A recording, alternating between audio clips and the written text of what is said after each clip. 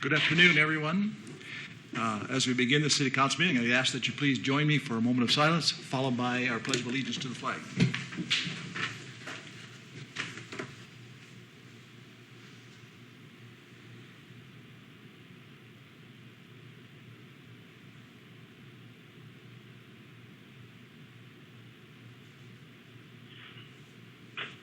Please join me. I pledge allegiance to the flag of the United States of America and to the republic for which it stands, one nation, under God, indivisible, with liberty and justice for all.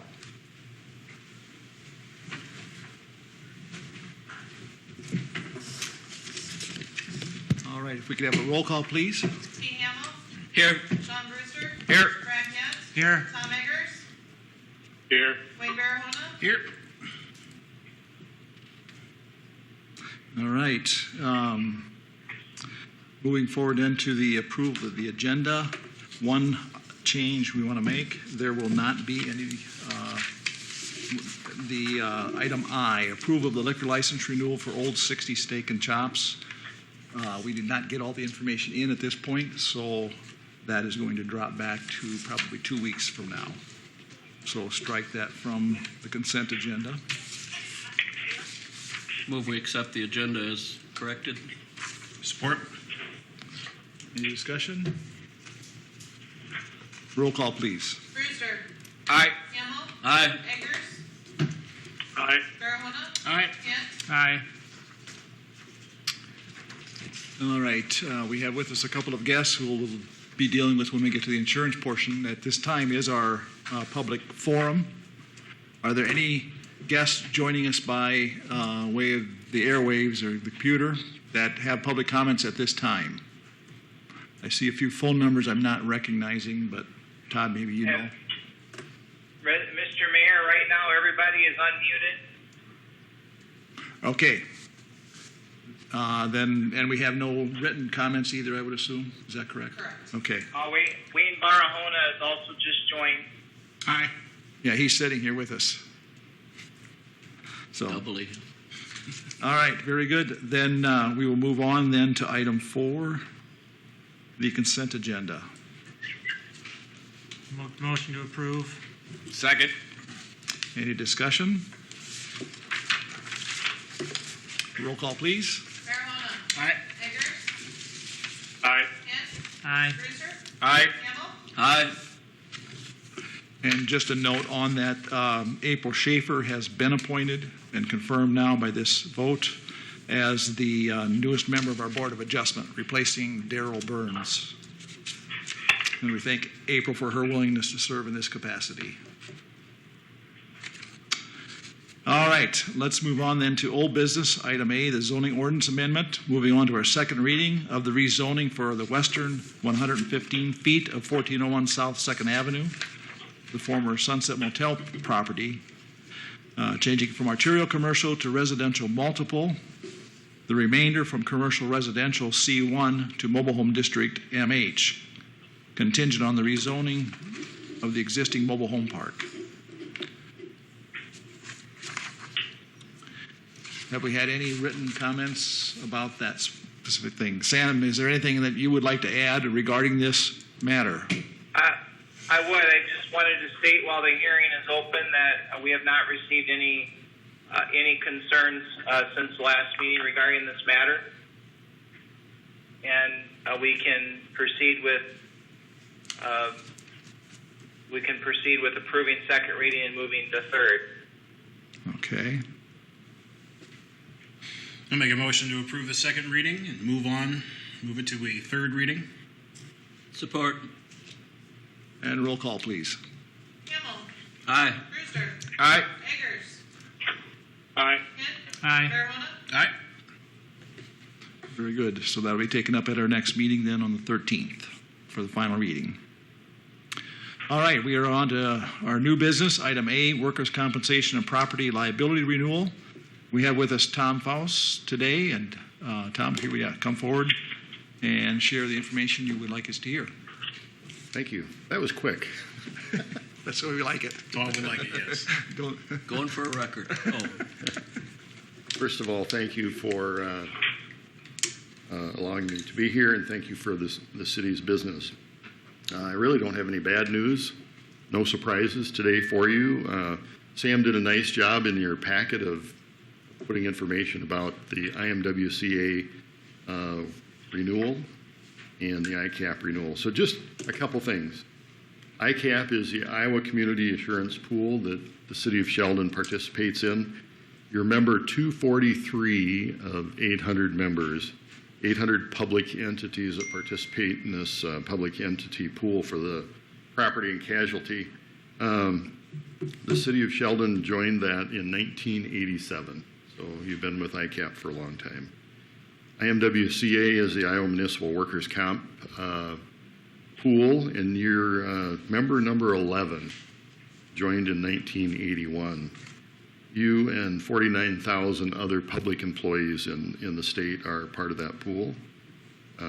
So thank you for participating for a long time in those pools. There's some benefits to that in both ICAP and IMWCA. You'll see that here in a second. So Sam gave you a bunch of numbers in the packet, and one of those spreadsheets was a 5-year comparison. Does this look familiar to you? There's a 5-year comparison, a spreadsheet, if you could locate that. We'll just briefly go over that. There's some numbers on that that I think are really interesting. So that 5-year comparison is total cost for ICAP and IMWCA premiums, contributions over the years.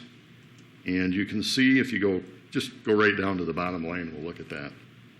If you look at the total annual premium, you can see that it's much less than what it was a few years ago. So now let's look at the right-hand column, the one that says year 2021 on it. I just want to point out that the ICAP premium, if you follow down to the first yellow box in that line, you can see that it's $130,888. That's the total contribution for this coming year. That's in spite of the fact that there's about $700,000 more value in vehicles insured on your vehicle policy. The number in red above that is a voucher. The city, because you're participants in the ICAP program, are eligible based on your participation. So that's excess funds in the pool that are returned back to the members every year. So your share of the return contribution is $9,883 this year. And every year, you can see the red above that line.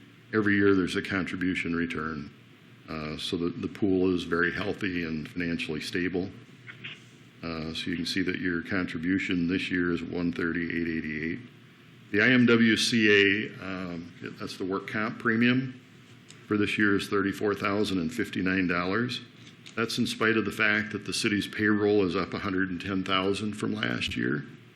And the experience mod on the work comp went from 0.77 to 0.79. So even with a 2% increase in the experience mod and $110,000 in payroll, you can see what the premium is, $34,000. So your total premium for the year is up slightly. You can see that it's been rock solid over the years. In regards to the work comp, I just wanted to address something. Because it's a pool, they don't have to make the same filings that a standard insurance carrier has. And I don't think this handout was in your packet. There was a work comp comparison this year versus last year, and I'll just point out something on it. IMWCA gives you a longevity credit of 8% on your work comp premium. They give you a loss experience credit of 23%. They have a large premium discount of 14%. They have a good experience credit of 0.82, and then an experience mod, which is what you earn yourself because of good experience, is 0.79. So the net results, you're paying 36% of what Iowa state base rates are, 36%. The standard market, you couldn't come anywhere near that. So if you paid just state base rates, the city would be paying $94,000 a year for work comp. So that's actually tremendous, and a tribute to all the people at the city that have to do with loss control and keeping people safe. That's an excellent record, 34,000 when it could be 94,000. So, Thanks, Todd. yes, good job. The city carries $5 million worth of liability insurance, and I did check to see if that was, we did a benchmark on cities in the state of Iowa, and that's real close to what the benchmark is for cities of the size of Sheldon, so $5 million worth of liability insurance. Sam and I, every year, do a good written review. Yeah, I think you did well. Regarding the liability cap, I think I heard what you just said, but you were going to check in to see if the $5 million was too much. No, I think that's right in line with what the Yep. benchmark for the city is, yes. Okay, we had talked about that, and I just wanted to confirm. So. Yep. So we've done a good review, and I think Todd and other department heads looked at schedules of vehicles and what have you. So we like to do that. It's kind of a moving target every year, so we do a good, thorough written review of coverage. Just wanted to give you an overview of what the premium is for this coming year. It renews July 1st. Any questions that I can answer for you? If somebody sues us for $20 million and wins, do we then just give them Sam?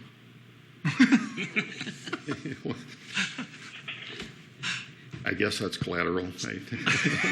You didn't hear that, Sam. Oh, never mind. The city certainly could carry more than $5 million worth of liability. I'm curious, Tom, 2 years prior and the years before that, we had 87,000, 93,000. Was that experience mod that dropped it so much from 87 to 33? Yeah, a couple things. In 2017 and 18, you had a 1.15 experience mod. The following year, it was 1.11, and noticed in 1920 it dropped to 7.7. And of course, this coming year, it's going to be 0.79. So there's a big difference there. Another thing that's happened in the state of Iowa is the state base rates have dropped. I think 4 years in a row, there's been a slight decrease in state base rates for work comp. That's good news. Yeah, absolutely. Are there any other questions for Tom? All right, we thank you for your service. Thank you for your presentation today, and keep up your good work as well. Thank you. Yeah, thanks, Tom. All right, moving on then. Mr. Mayor, Yes, Sam. if we could get a motion, please, to authorize the renewals. Oh, okay. So moved. Okay, we have a motion and support for that renewal. Any discussion? Roll call, please. Kent. Aye. Brewster. Aye. Hamel. Aye. Eggers. Aye. Farahona. Aye. Very good. All right, let's move on then to item B, the resolution for amending residency policy for city employees. Sam, do you want to open up this discussion why we're having this on the agenda today? I do, and thank you. And earlier today, I updated the explanation to this in the packet, and I now have 4 options to consider. Please don't feel obligated to make a decision today. We're discussing an issue with you that has not been discussed in probably many years, and so a decision does not need to be made today. So don't feel pressured to make one. So just to briefly summarize, the city has had a long requirement, understandably so, similar to how many other towns have done, for in-town residency for public works and public safety. Recognizing the difficult with recruitment and retention, many cities are relaxing their policies. In your packets are 3 attachments you'll be interested in. One from Jeff Kaler regarding the impact on law enforcement of residency requirements. The other is a multi-page report that I put together based on feedback from other city managers across the state. And you'll see that Many cities across the state have been relaxing their requirements as well. For example, Sioux Center is in the process of going to 15 miles for public works and public safety. One option to consider would be 2 miles from the edge of city limits, consistent with our zoning jurisdiction. The upside to that is that it's consistent with the zoning jurisdiction. The downside with that is that it's a hard line to draw because you have annexations and you have a jagged boundary. You have a packet in your letter that Jeff Kaler has sent to me. You could relax it even more. One option would be to go with the Sheldon Community School District, and the link is right in my explanation there, and you can click on that. And obviously, the shape of the school district is kind of jagged as well, but it is an option to consider, and then it reduces the taxpayer argument because they're part of the school district. You could amend to a greater limit and have the distance be from City Hall, have a radius from City Hall rather than the edge of city limits. Earlier today, I linked 3 maps. One is 3.5 miles, which is Todd Ewell's recommendation for Public Works, 15 miles, 25 miles. And then another option would be to change it to be 2 miles from city limits for city management and public works, or 3.5 from City Hall, and a longer limit for police officers. So I know that's a lot to take in. If you're looking for a simple change at this time, you could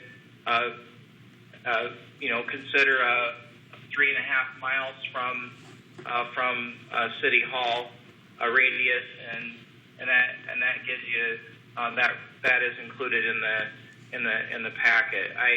I do think as time goes on, we're going to have to take another look at this. Recruiting is going to be continuing to become more difficult. Clearly, Sioux Center, and I think it's okay to say this, changed their limits so that they could recruit from Orange City and from Hull, and we may want to consider relaxing our limits even further. We're looking at the dynamics of the world around us, and it's becoming more and more difficult to find police officers, and less and less people are going into the profession, and it's something that we're going to just have to look at. So if you're okay with it, I'd like to see if Chief Birch has anything to add. He is dialed into the call today. Thanks, Sam. No, I don't have anything to add. I sent an email to all the council members. I personally would like to see it about 25 miles. With 2 household incomes, 2 income households, it gets harder for people to work and live in the same town. I think it would help us out tremendously in the area. It's just something to look at in the future.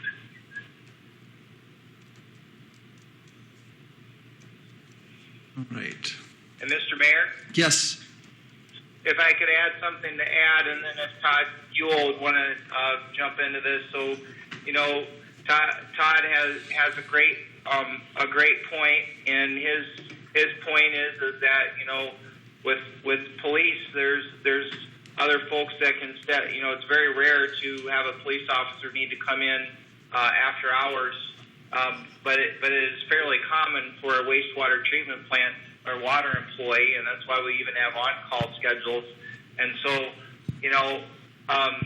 a couple of minutes can make all the difference if one of your lift stations is filling up with raw sewage. And so that's one of the reasons why this is, I have spoken with Preston DeBoer, and he does not, the union. Now, clearly this isn't in the collective bargaining agreement, so we aren't under any collective bargaining restrictions here, but we have a good rapport with them. So I called Preston and talked to him, and he's certainly open that he's supportive of and understanding if we decide to do a different limit for public works than for police, because there are a lot of other communities going through the same issues. So, Todd, do you have anything to add to what I just said? No, I would echo If I had staff working 24/7 like the police force does, I would be okay with the limit. But with our on-call nature, I don't think having somebody on call 25 miles away is a good idea. Response time will be horrendous. Obviously, I prefer the optics of everybody living in town, but if we need to expand, I would like to keep that expansion to a minimum for our staff, for my public works staff, if possible. Todd, do you feel we need to expand as far as your ability or lack thereof to find qualified help? Well, we have an open street position right now. First review of applications is tomorrow, and right now I have 4 applications in the file, one of which does not live in town. We had a 5th inquiry, which actually does not live in town. So we have, I think, only 3 applicants that currently live within the city limits.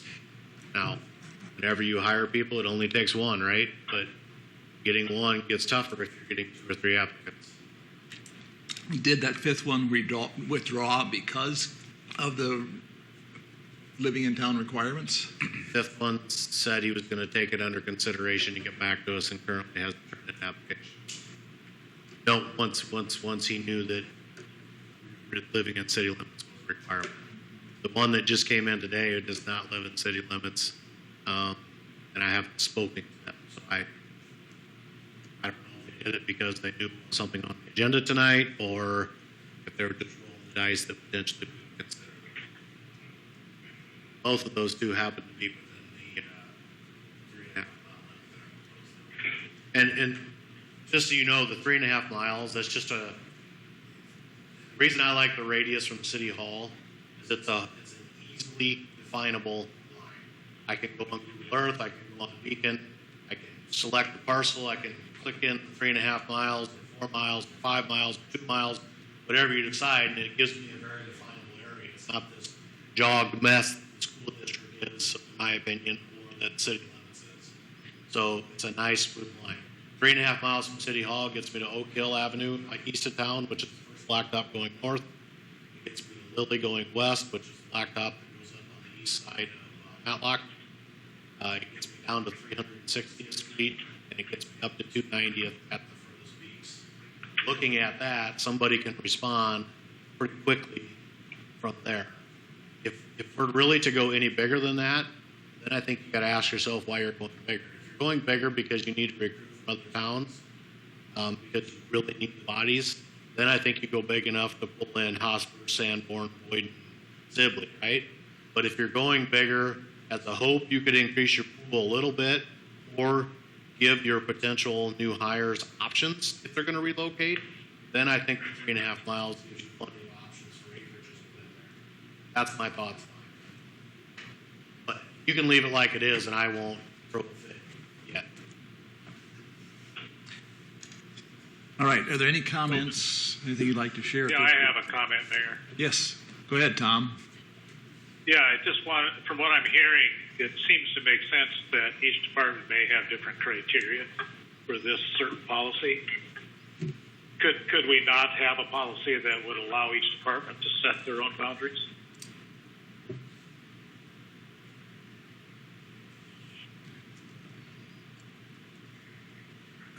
Is that probably more of a Sam question? I would say so, yeah. Yeah, Mr. Mayor? Yeah. Go ahead.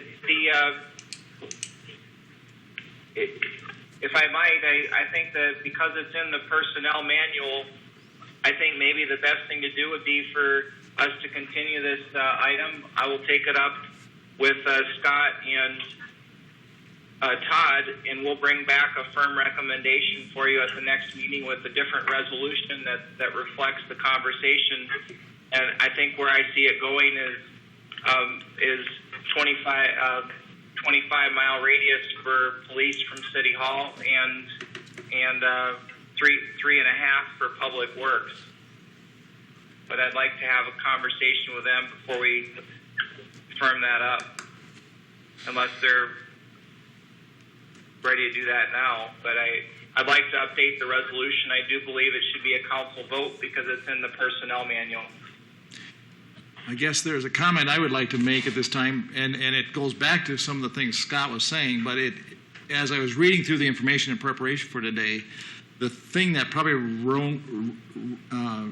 hit home with me the most was the letter from Jeff Kaler, and he has a paragraph there where he says, most cities, regardless of the restrictions, make it very clear that no matter where you live, you are expected to be at work when you are scheduled.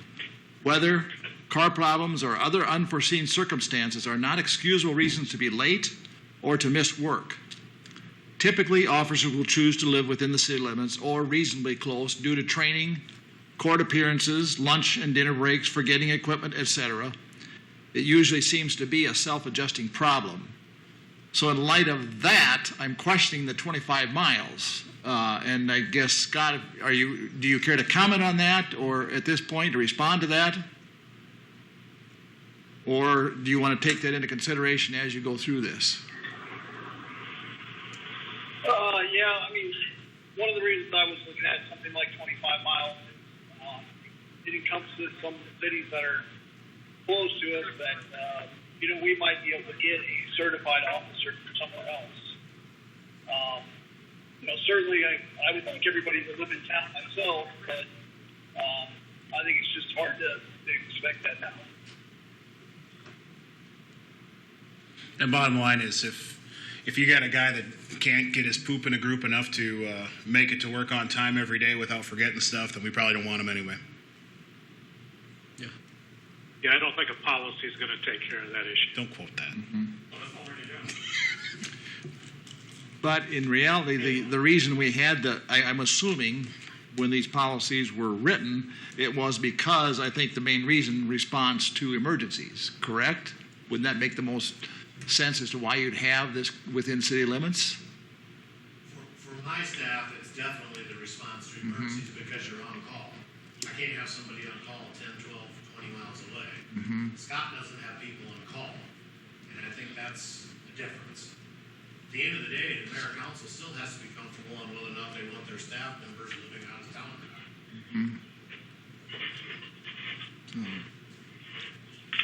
I think, Mayor, if the policy is flexible in such a way as to enhance the department's needs, then I think it's a good policy. If a policy is there and it doesn't meet every department's need, then I don't think it's a good policy. So if you think about the employees that businesses have around here, I mean, we share employees from community to community all the time, and they're expected to be there according to the requirements of the job. And so it's nothing outside of the normal expectation of any employee. But as in Todd's case, if you've got a situation to where you need immediate attention to an issue, then you need to have someone close enough to be able to do that immediately. But if you shackle the police department by putting it at 3.5 miles when they don't have that need, then I don't think it's good policy. So I think we have to look at this with some flexibility.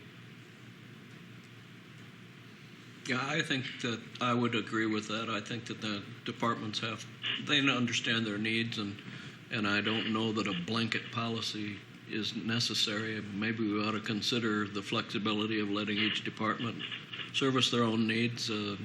Again, I think this takes more discussion than we're going to decide in the next 10 minutes. I'd agree with that. Mr. Mayor? Go ahead, Sam. Yeah, with the discussion I've just heard, my recommendation is for you to simply go ahead and table this item, and I will talk about it further with the chief and Todd, and we'll bring forward a refined proposal. All right, I move that we table this to the next meeting. Support. Yeah, if we could have a little bit more flexibility, we'll just bring it back when we're ready. I move that we table this discussion until a further meeting. I'll support that change. All right. We have a motion and a second. Is there any further discussion? If not, let's have a roll call, please. Brewster. Aye. Kent. Aye. Eggers. Aye. Verhona. Aye. Himmel. Aye. Okay, moving on to item 6C, the July 3 community fireworks display. There was an email that came out late this afternoon. I'm trusting you all got a chance to take a peek at it. Yep. All right. Sam, I'm going to turn this over to you as well.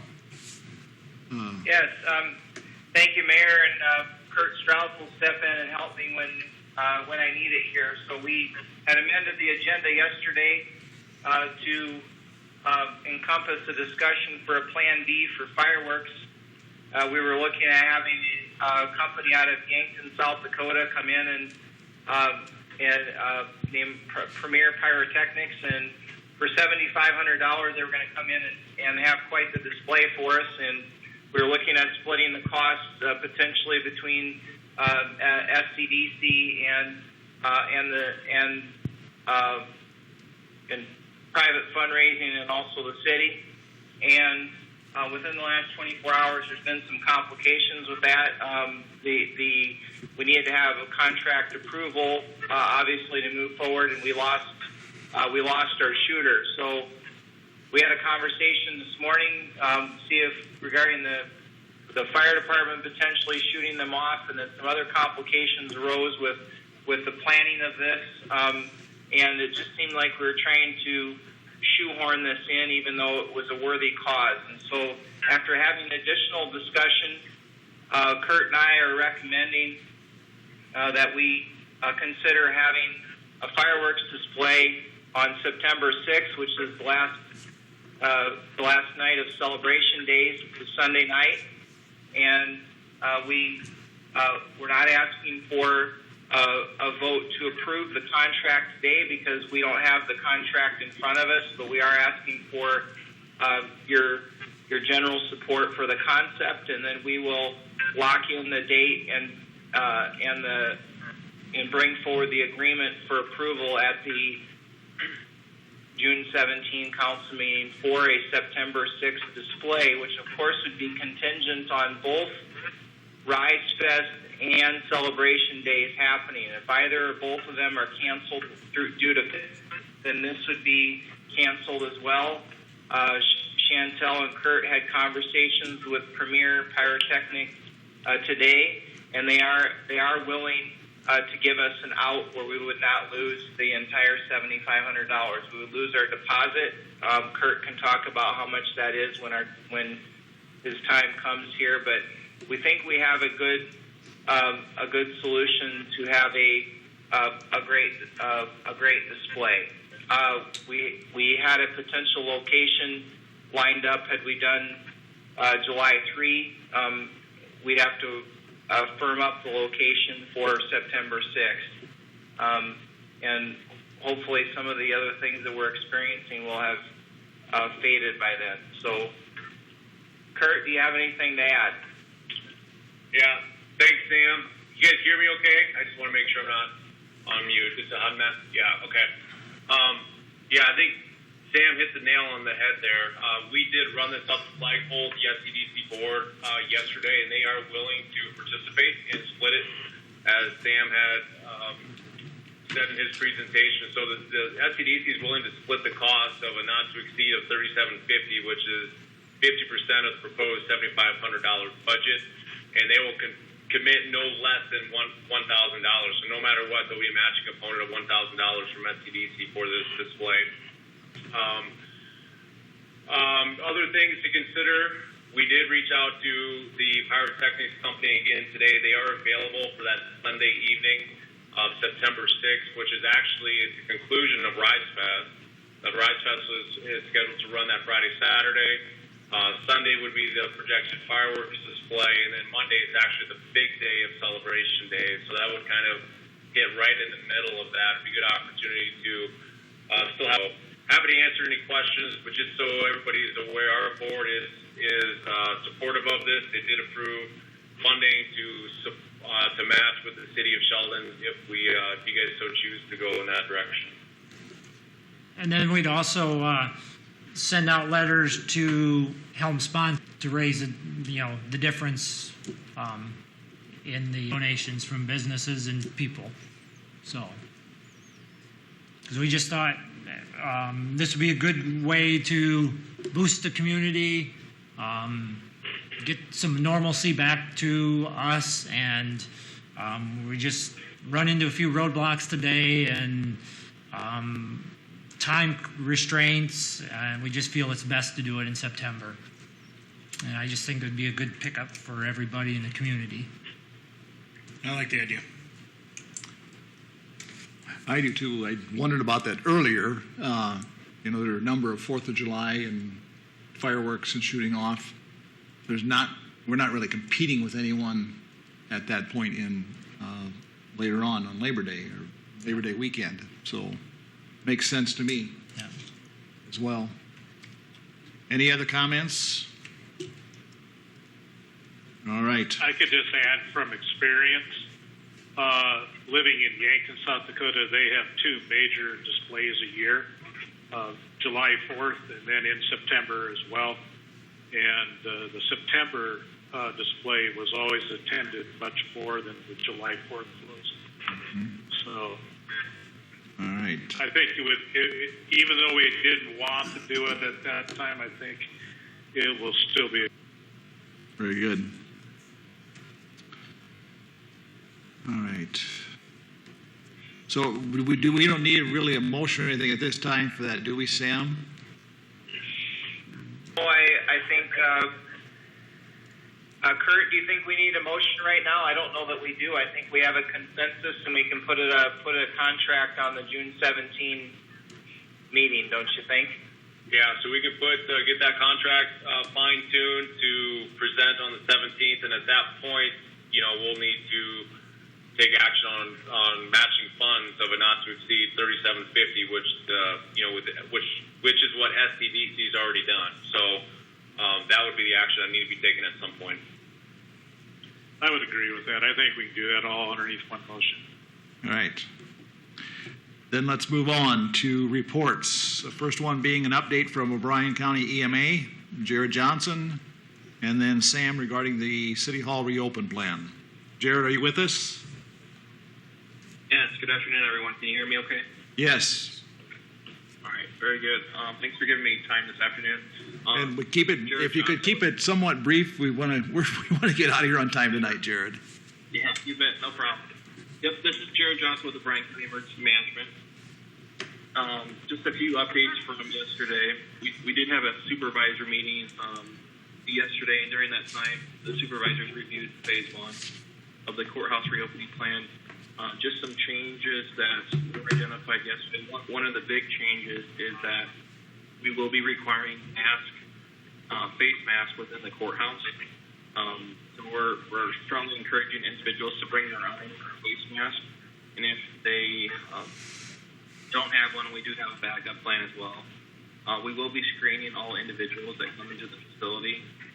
Public health staff will be assisting with that, and then we will also be checking temperatures of visitors as well. We will also be screening county staff that enter the courthouse. Our goal is to make sure that we're trying to do what we can to help mitigate the spread of COVID and protect visitors and also protect the staff. We will be opening via phase 1 next week on Wednesday, June 10th, and then the hours will be 8 a.m. to 3:30 p.m. No new visitors after 3:30. And our plan is just to kind of we'll see how it goes. I know that the treasurer's office they're already booked out several days for appointments. Individuals will need to go ahead to schedule an appointment, and if they need to visit multiple offices, we're just asking that they indicate that when they call, so that way the department has to coordinate. There's a space available at that time. We don't have a date for phase 2. Our plan is to see where things go and make changes as they arise. That's kind of where we're at right now with that. And any questions for me? Where are we at currently in terms of positive cases in O'Brien County, Jared? Sure. So on Monday, when we sent out the press release, we were at 30 positive COVID cases. Over Monday night, there were 3 additional cases, and I have heard there's some additional cases from public health today, but I haven't had a chance to see what that count is yet. There is a delay between the numbers that public health receives, and then also when it's displayed on the coronavirus.iowa.gov website. But we're at 33 for sure at this point in time, and then we were at 18 recovered individuals, and the number of hospitalizations can be located via a PDF that's located on the coronavirus.iowa.gov website. Any deaths? No deaths. Okay.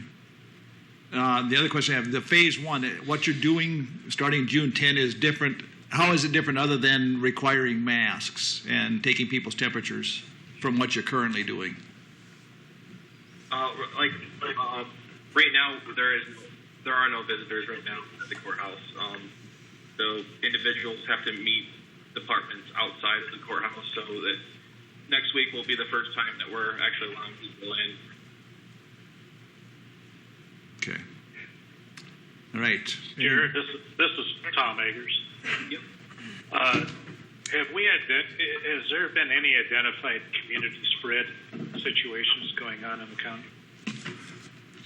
Yes, I would say that there is community spread. Yes, and that's why we are strongly encouraging the use of masks in public spaces where it's difficult to do social distancing. Just so you are all aware as well, it sounds like the supervisors are planning to wear either a mask or a face shield during supervisor meetings during phase one. But that's something that will be evaluated again on a weekly basis. We are also through the Healthcare Coalition, we put together a new Mask Up campaign to try to increase the awareness and to get the information out again that face mask and face covering is important to help prevent the spread of COVID. So if there's anything that you guys can do as a group to help spread that message as well, that would be greatly appreciated. Any more questions for Jared? Hey, Jared. Or Mr. Mayor, may I ask Jared a question? Certainly. Okay, so Jared, you and I have had conversations regarding masks, and you have a limited supply. Our supply is, we don't have much of a supply at all, and you and I had talked about, if we wanted to offer them, if we wanted to offer them to our employees, we wouldn't necessarily require them to wear a mask, but as we proceed with our reopening plan, if we, would you be willing to masks with us that we could offer to our employees? Yes, and I actually, right now with the ambulance team, I have, there's 400 that are staged with them that it could be available for use. I would recommend, if it's something that's going to be used daily, the cloth mask may be a better option. That way you can just, you can reuse it and clean it as needed. We do also have some face shields that we'll be dropping off that staff at your office can use. In addition, if that feels, if they feel more comfortable wearing the face shield than the mask. Like what a dental hygienist wears? Yes, correct. Yep. Okay. Right. Okay. Further questions for Jared?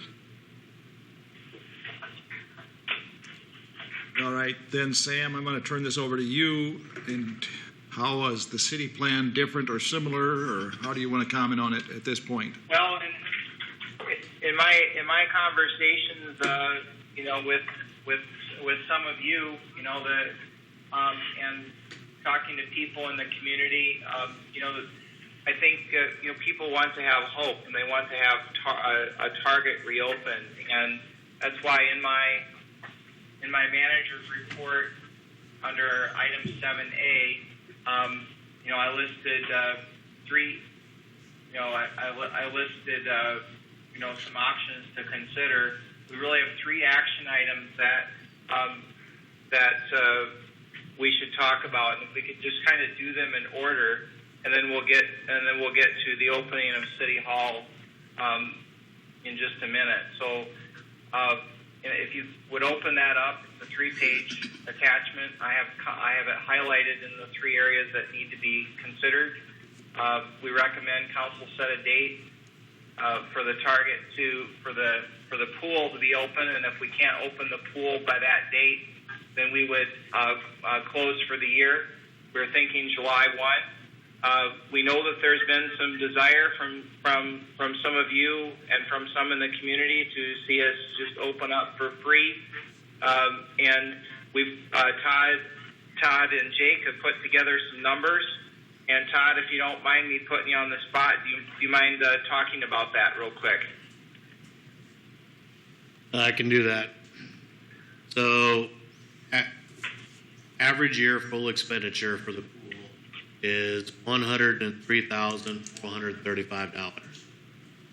We're typically open 85 to 90 days for the season. So if we use 85 days for the season, that's 12.1 weeks. So essentially, if we open up and are fully staffed and have no income, we'll lose $8,548 a week. So that way, and please understand, right now we can't open up.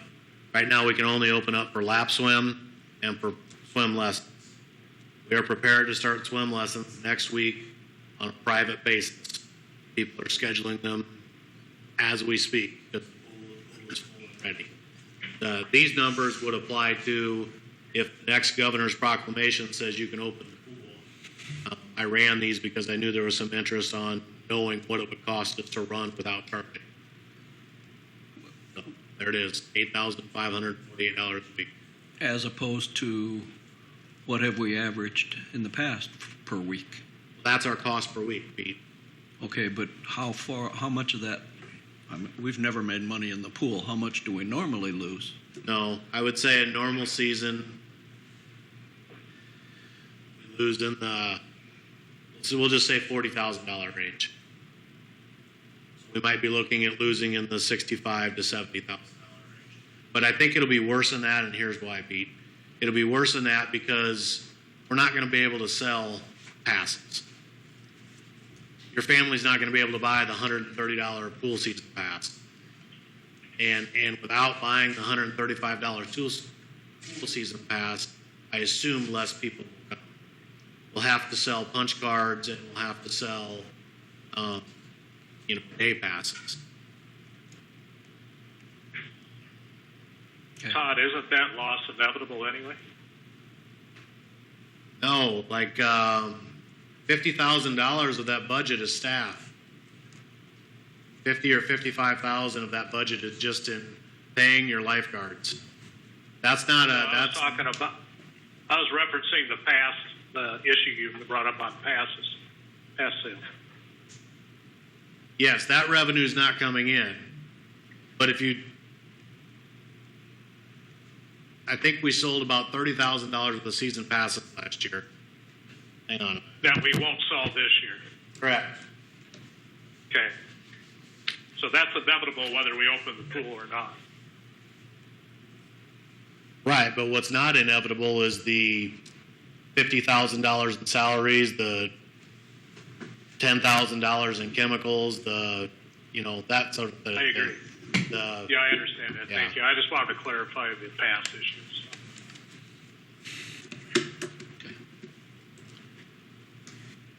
All right, are there further comments or questions regarding pool opening? Well, Todd looked like he was. I was just looking for income. Last year the pool brought in, not counting swim lessons, counting swim lessons, the pool brought in $45,000.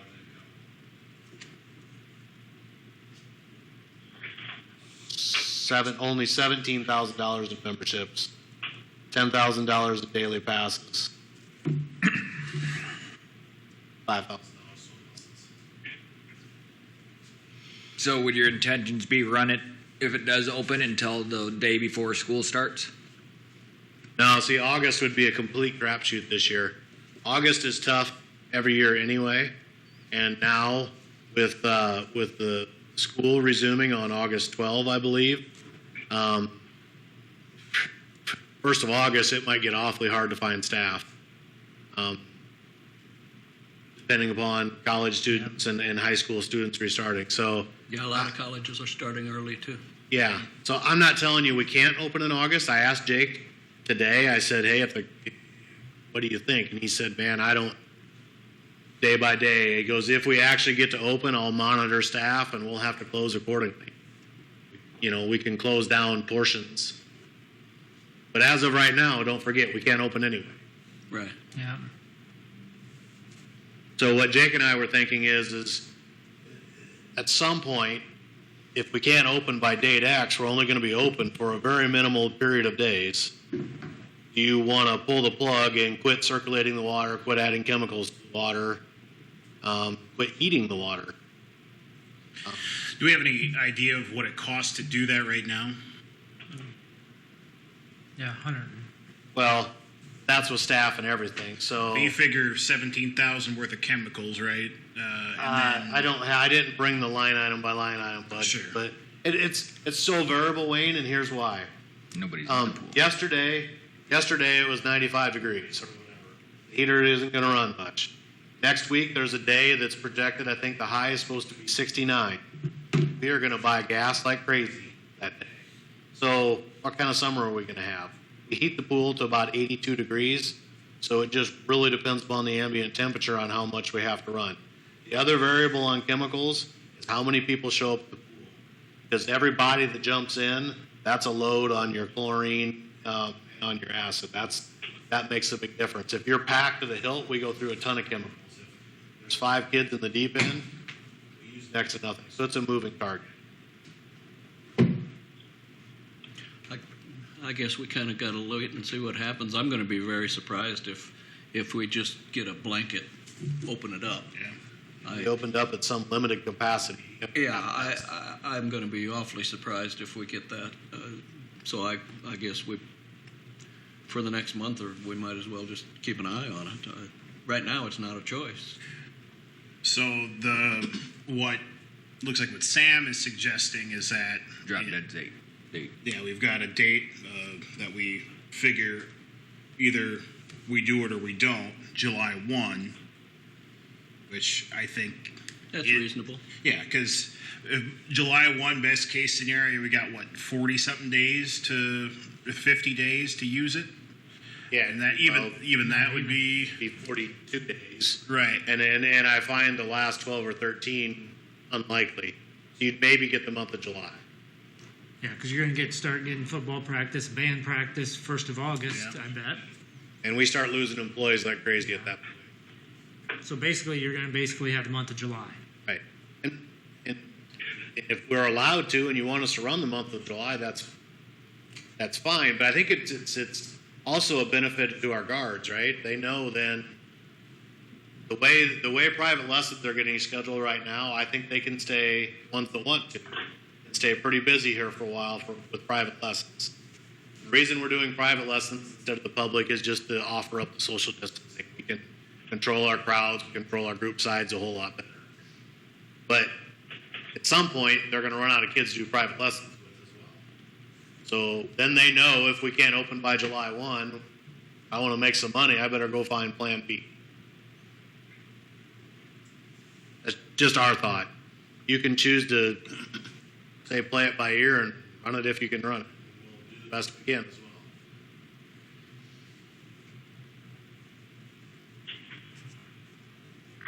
I guess my position on it right now is that if we could run from July 1, that would be the best for both operation as well as the city's ability to finance that opening.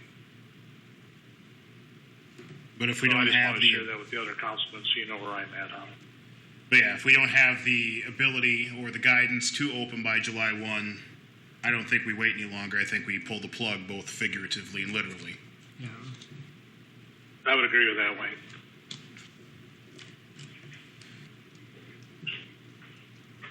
Any further comments? I guess I may only comment it to you, Todd, and then pass this on to Jake as well. I think Jake's on the meeting. Oh, are you, Jake? Are you there? Anyway, Maybe not. I appreciate all the hard work that you put into this. I know it's been a head scratcher how this is best going to work out, but you guys have done what you can to try and make something available to the kids of this community, kids and grown-ups in some cases. Because if the kids are at the pool, it gives the grown-ups a break as well.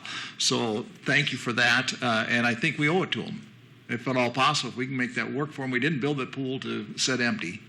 So I think with the discussion today, I think everybody's pretty much on board with where you're at with it. So, yeah. So if we can open by July 1, open. If we can't, Yep. Does that require a motion? I think so. I would say yes. All right, I move that if the governor does not allow for open swim or open pools by July 1, that we close for the year. Support. So I just have one question. With that, does that mean then that private lessons would end at that point as well? I mean, with that understanding, we understand that, right? Okay. Now, I do have a question, if we can discuss it now. What happens if the governor allows the pool to be open at 50%? I don't think you can do. I mean, can you social distance in water when you've got fluids and everything else? so the direction that we currently have is that if you can open at 50%, you need to understand it'd be 50% of whatever you can hold within your body of water, not 50% of what you can get inside the fences. So 50% of what you can hold there. And chlorine, I'm told, has some effect, but of course you can't guarantee if they come up and spit water that it's all disinfected, whatever. I guess we don't have that number yet. We Jake and his two head guards, Jacqueline Gills and Kaylee Heemskirk, have put together some good plans that if we're allowed to open, if we were allowed to open and had to meet the disinfection requirements, we'd likely have more breaks within the day. You'd likely see like we're open from, let's say, 1 to 3 and closed from 3 and 4 for cleaning and disinfection, and then open again from 4 to 6 and closed, and then have another evening swim. And if we're able to open, we can provide you with some of that information. We do have those there now. We've been thinking about that, but figured there was no sense of getting into huge debate over them not knowing if we're even going to be able to open. Sure. It'll be in limited numbers. If she says 50%, you just know you're going to lose more money. Yeah. All right. Ready to vote? Roll call, please. Brewster. Aye. Hamel. Aye. Farahona. Aye. Kent. Aye. Eggers. Aye. Okay, moving on then to the second item there, when and how to open City Hall. The action we need to take is either go with the plan as is, with the transition beyond Phase 1 undetermined, or to pick a target date to unlock it. That is June 25 for reopening the front doors to general access, and continue to encourage use of utility drop box and phone conferencing. Events such as Kiwanis and City Hall room rentals would be allowed to resume on the same date with proper social distancing. So that's our options. Is there anything, Sam, you would like to add at this point? The only thing I'll add, Mr. Mayor, is that the June 25 date coincides with the governor's expiration of her proclamation. And, you can certainly pass this motion now, and of course it could change again tomorrow like it often does, and we would then bring you an update at the June 17 meeting. But I do think it's appropriate, if you'd like, to go ahead and offer the motion to pick a target date now. Okay.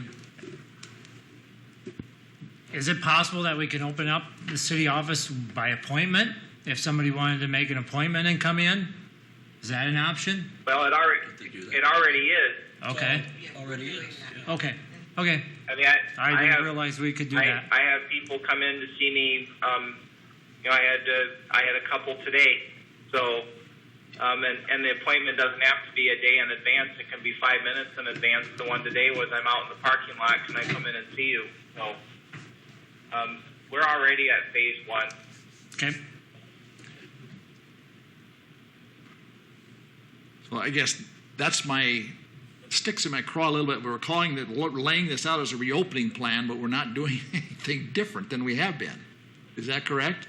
Well, we are, Mr. Mayor. We're picking a date to reopen the front doors, and that's what I'm sensing that people want, is to have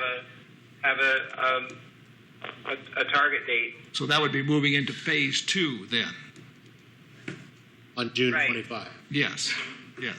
Okay, and that's the date we're looking for, not the date when to implement the plan with phase 1, but we're really looking to implement phase 2. Yeah, because we're more or less in Yeah, phase you 1 know, right now.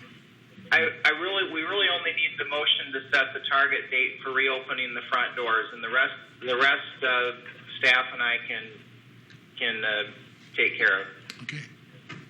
All right, I'll move The that question we. I have for you, Sam, will you and the staff and employees be ready for this on the 25th? Well, it depends how you define ready. There's a wide range of expectations, Tom, as to what ready means. We have some in the community who believe everybody should be masked, both visitors and staff, and we have. I'm inclined to support offering masks to staff, but I think requiring it for visitors is going to create issues, particularly when we have the police department in the same building. And, we have important issues that come up and emergencies arise and people have to come in. So we're going to do Angie's been working on getting hand sanitizer stands. We have some hand sanitizer available, but we will do our best.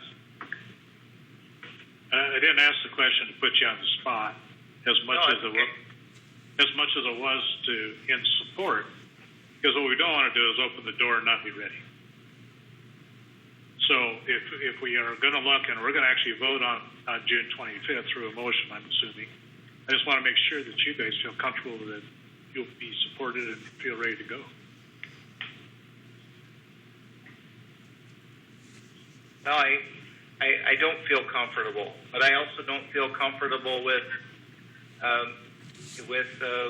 continuing to have it open-ended, and it just puts us in a difficult spot where we have local businesses open, but City Hall is not. And I have as I mentioned in my report, by setting a target date for off in the future, if suddenly this area becomes a hot spot, like Storm Lake, for example, then we can react to it. But,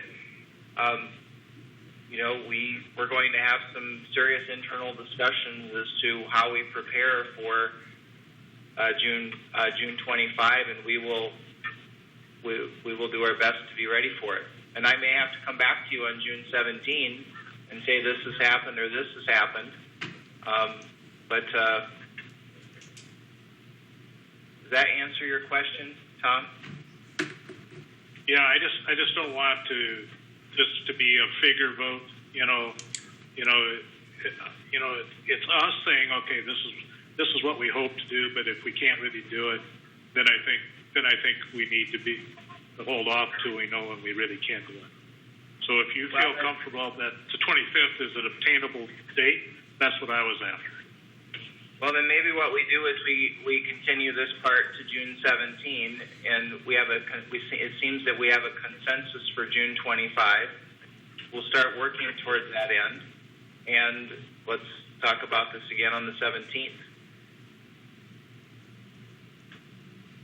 So with that being said, we don't. Talking about it anyway. With that being said, do you want us to make a motion on it today, or just table it till further until the 17th? Let's bring it back on the 17th, and we'll internally start working up our plan for the 25th, and we already have been, but now we will. Now that we sense you support it, we will be more ready on the 17th for a refined plan. All right. Only point of clarification I would like to make is Sam said that City Hall is not open and other businesses are, and that is not true. City Hall is very open, is very functional. It's operating at a very good level, and people are coming in by appointment. They're using the Dropbox. We're doing a lot more stuff via email. So I don't want it to be thought of as we're closed and we're not doing business. We're doing a lot of business. We're just doing it in a different manner than what we used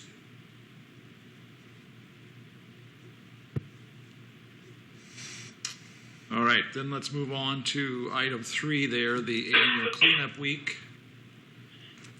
And in consideration of selling the flags from August 3 through September 9, and then pickup beginning on Monday, September 14. Anything, either Sam or Tom, that you would like to add to that at this point?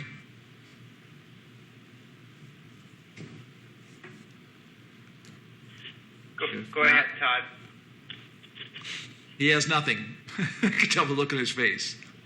I have nothing to add other than this. It's fluid. It's fluid like everything else. Yeah, and that's all understood. I mean, this all is based on things as they are today and realizing it could change. So, any council comments on that action? Would we maybe want to move it ahead of Labor Day so we don't have extra stuff out on the streets since it's the week after Labor Day? When we have our celebration in town? So it's 2 weeks after, Brad. Is it 2 weeks? Yeah, so... Labor Day is early then. Okay. So Labor Day would be Monday, September 7th. 7? So it would be the week after, but people wouldn't put stuff out. Okay. Well, they're not supposed to put stuff out. Pickup starting on the 14th. Okay. Right, so they wouldn't supposed to be put stuff out till the 12th, 13th. Okay. That was the thought. Okay. Good. Yep, I didn't look at the calendar to see when... Because initially we did have a different date, and then Angie actually caught that. Thank goodness. They wanted to start it the day after Labor Day. Oh, no. Good job, Andy. That's what I was thinking. Yeah. No, when we I gave seen Angie high September fives. 9th, that's what I asked. So, Okay, that's a good so it's question. the week after. So, okay. Any other comments from council? None for me. We're ready to take I would take a motion then that we do that as presented here. I move that we proceed with the annual cleanup week as proposed here in the Lord and the mayor's report, or the manager's report.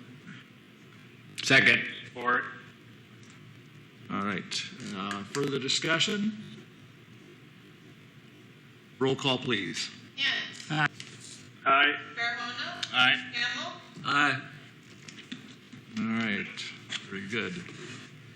Sam, we're moving on to your manager's report. Is there anything else you'd like to share with us at this time? No, sir. For us. We'll likely open up Washington Avenue to through traffic Friday. It's looking nice. All right. Good deal. Looking forward to that. Mike, is there anything you want to have? No, thank you. Okay. Ange, anything from you? All right. And then Councilman to my left Nope, nothing. and to my right. That, Do we have to do public forum? there was no one here to comment, so. Didn't know if you still had to read off the rules and Well, because no one was here, I figured it wasn't necessary. works for me. Yeah. And I heard on the radio today, Sam is reminding everyone to make sure you fill out your census forms. I want to reiterate that again, get those in so that eliminates having to go door to door as much as possible. Oh, and we're can stipulations. That'll be July 1. Okay, yes, good point. And with that, I would accept a motion to adjourn. So moved. Support. Roll call, please. Hamel. Aye. Aye. Eggers. Aye. And we are adjourned. And bye. Thank you.